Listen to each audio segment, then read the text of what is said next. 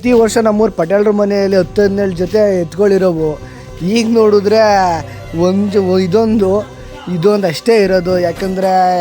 ಯಾಕಂದರೆ ಈಗೆಲ್ಲ ಸೀಮೆ ಹಸ ಈ ಹಸನ ಸಾಕ್ತವ್ರೆ. ಈಗ ನಮ್ಮ ಹಳ್ಳಿ ಕರ್ತಲ್ಲಿ ನಾಟಿ ಹಸುಗಳನ್ನ ಯಾರೂ ಸಾಕ್ತಾ ಇಲ್ಲ. 10-12 ಜೊತೆಯಿಂದ 2 ಜೊತೆ ಒಂದೇ ಒಂದು ಜೊತೆ ಬಂದುಬಿಡೋರೆ. ಅದರಲ್ಲಿ ಯಾವ ಸಣ್ಣ ಕರುಗಳವೆ. ಆದರೂ ನಮ್ಮ ಹಳ್ಳಿಕಾರ್ ಎತ್ಗಳನ್ನೆಲ್ಲ ಬೆಳೆಸ್ಬೇಕು, ಉಳಿಸ್ಬೇಕು ಅಂತ ಎಲ್ಲರಲ್ಲೂ ಕೇಳ್ಕೊತಿದ್ದೀನಿ. ಜೈ ಹಳ್ಳಿಕಾರ್.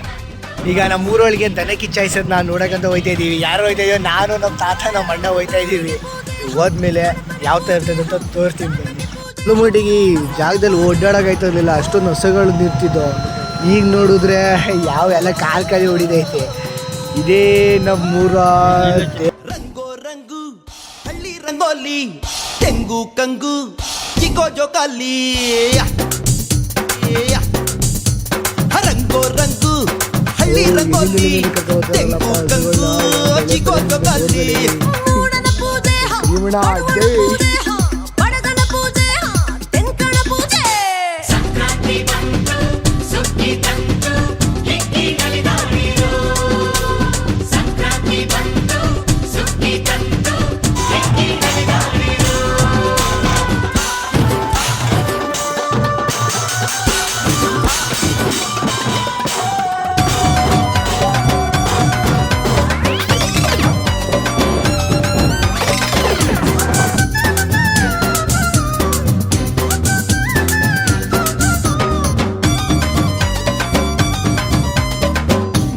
ಸ್ವಾತಿಗೆ ಹರುಷ ಭೂಮಿಗೆ,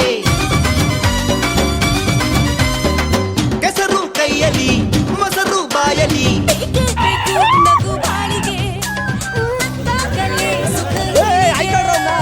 ಸೂಜಿ ಸುರಜಾಜಿ ಬಯ್ಯಾರ ನೋಡು, ನಾವು ಗೆಳೆಬೇವು ನೋಡು.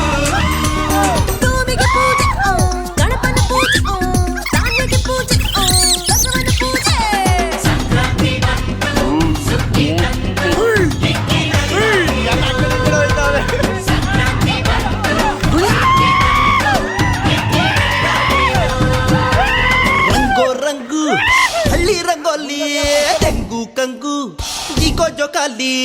ರಂಗೋ ರಂಗು